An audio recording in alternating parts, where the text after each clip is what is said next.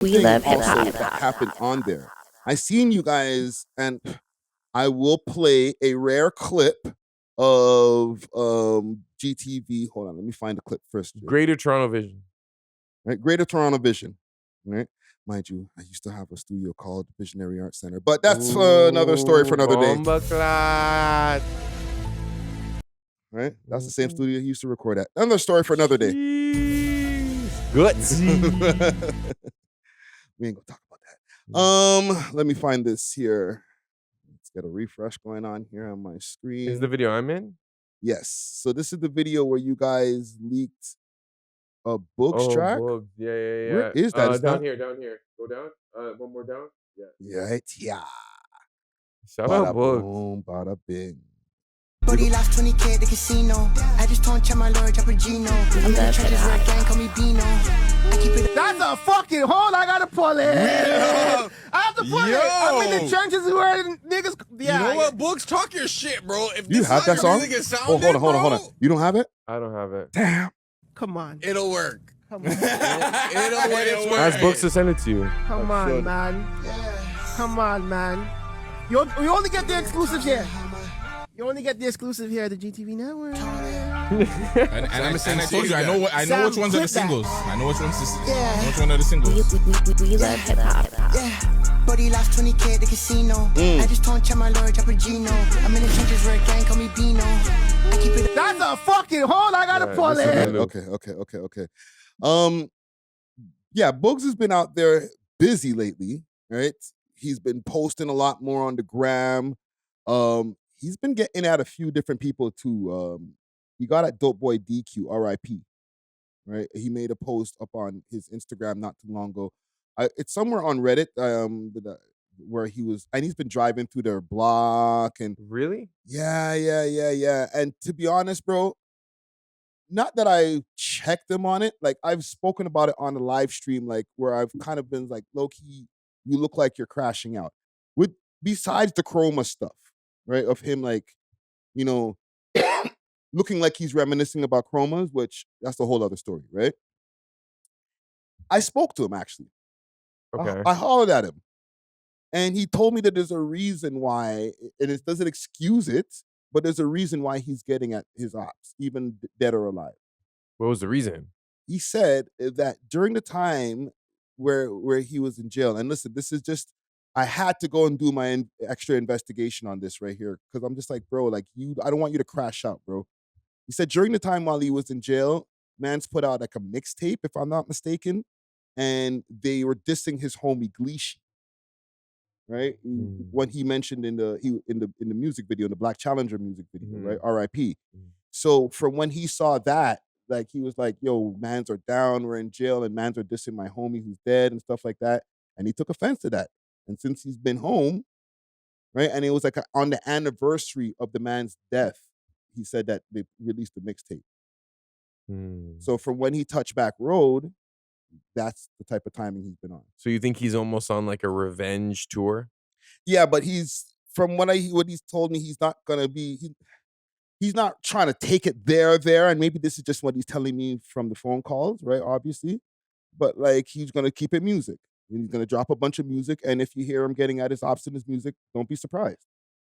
Yeah, I think that's the best way to approach it, because I think that, you know, he understands what he has in terms of his skill and his platform, and you don't want to crash just to prove that, you know, you're big and bod. You know what I'm saying? Yeah, Like, man, them who know will know, and he is respected.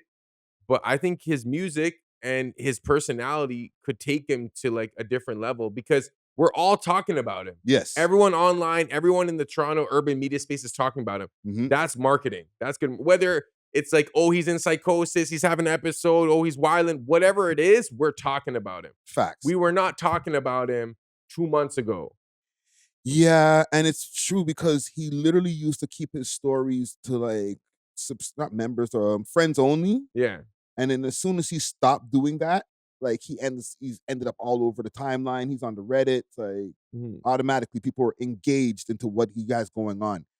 Maybe we can do like one of our on-air workshops that we usually do, maybe to give some advice, like what can Booggz do with the deficit that he had from being in jail for 4 years to bring himself back to prominence in the Toronto scene or past the Toronto scene?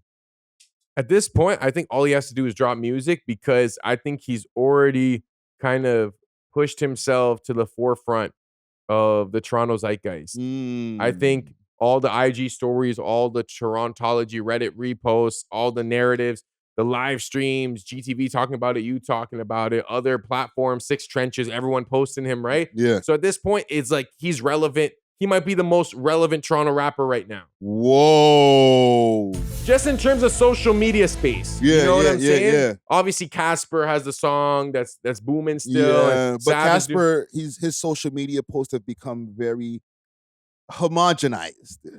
they're brand friendly. Yes. You know, it's him like, you know, on vacation, which is cool. Like, let them live their life, you know? Yes. No more fuck the ops. Yeah, you don't have to do that. Yeah. And other Toronto rappers that are prominent, I've just been seeing them buy the Swatch.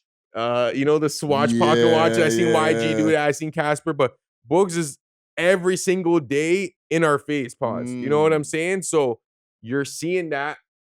It's gonna obviously resonate. So now when he drops a song, everyone's gonna check for it, either to see if it's a dud or to see if it's a banger. What does he go back to now being in your face every day? Pause. That sounds wild, but because like he gave you the bangers, and that's what got everybody's attention. Him being on the gram, posting, you know, people thinking that he's crazy. Yeah. So like, does he have to keep that up? Because if you do that, and like, let's say it's just like a stick to like get your shit popping, right? You gotta up that and keep that up, like Fusi. I think he could easily do it because he's low-key funny. Yes. Like I'll be watching his stories and he'll say something and I'll be laughing. Even when he had like Burrow sound comments on his story. Yeah. I was dying, bro. Like I was just like, it was just funny. He kind of understands the internet. He understands how to troll. And he also understands when to kind of turn it off and turn it on. And that's a skill that I could argue. I might beg to differ, but keep going. That's a skill that I could argue that only him and one other rapper have in the city. And the other rapper top 5 is top 5. Who happens to be probably the most popular Toronto rapper, even though he doesn't be putting out music like that anymore. He might have to go into Toronto personality at this point. Yeah, but I think Booggz is also a Toronto personality. Yeah. You know? And the thing about Booggz' music is that his personality seeps through his music, especially in the ad-libs, in the type of bars he's saying. Yeah. You know, the little intonations, like, and I think that's what's appealing about his music. You know, is that personality in it, the sauce. Pause. Now, and the last question before we go move on to some other artists and stuff like that, right? With Booggz, we've accepted him over here in the Toronto scene. He has legendary songs. Black Challenger, I played in the beginning of the show. One of his classics, right? And he has others. Does he translate over to the American scene? I think he does, because I've met Americans who know about Black Challenger. Yeah, that's true. And I think that, like, he has the quintessential Toronto flow where he sounds very regional. You hear him and you know he's from Toronto. Yeah. I'm honestly going to say he's a better Smiley.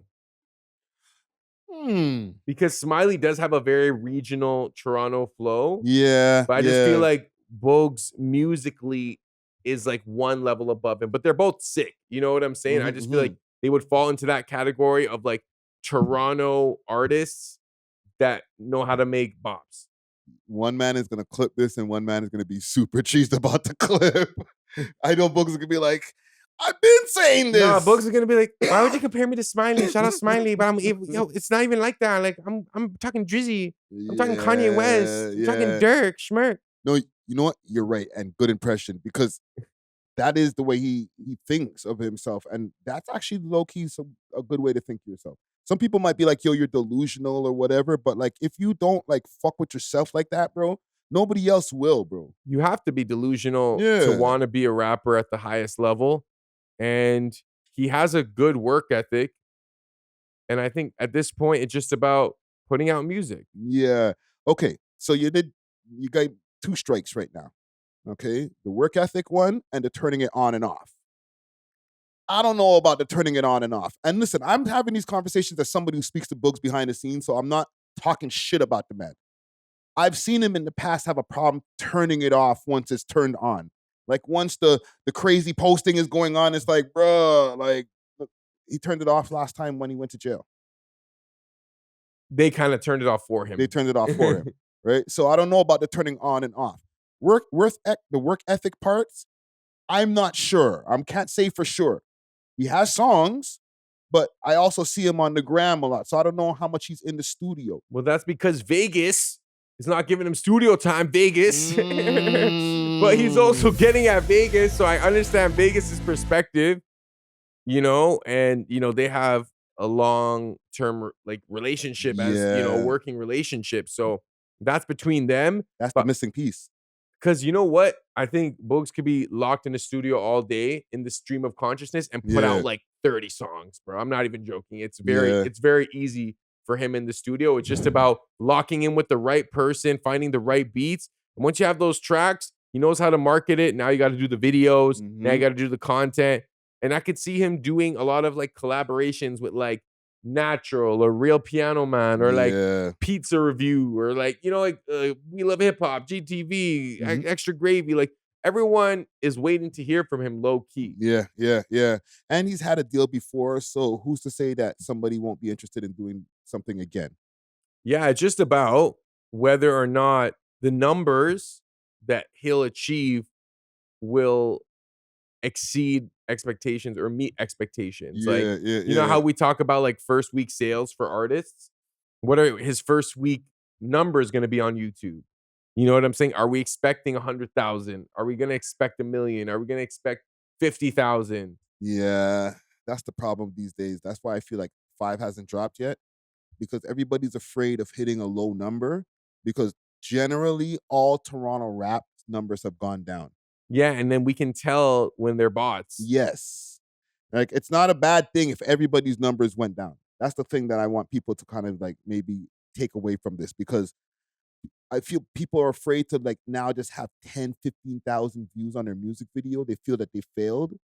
But if they're looking at the landscape and everybody else, like they peak at like 50,000, then just hold your 15, 20,000 and go on easy. If you're a new artist today and you drop a video and you hit 10, 15,000 from the city, it's a big deal. Yeah. That's respectable. Yeah. But if you are used to getting millions of views or hundreds of thousands of views, and now you hit like a 20, 30K, you're going to feel like a failure. Yeah. That's what it is. When you contextualize it, that's why a lot of these artists are kind of afraid to drop, or they'll just drop on Instagram where like the numbers are a bit more predictable. You can do collaborations. You can boost it a little bit. Nah, bro, we need the video, the DSPs. Man like Casper has been able to consistently drop music, do numbers all through his whole career until he got to the point where he got a lucrative deal under his belt, and now look where he's at. Any of these guys could do the same, fam. They're just not, they don't have the same work ethic as him. So maybe that's something that people might need to, I'm not trying to be like Casper, but like low key, he's done his thing. You know what I'm saying? But big up to Booggz, man. Yeah. Pull up. Yeah. We'll get that going on soon. I think as soon as he's ready to drop his music, he's gonna pull up. Thanks for watching. If you enjoyed this video, please make sure to check out these other videos on the screen and make sure to like and subscribe. We love hip hop.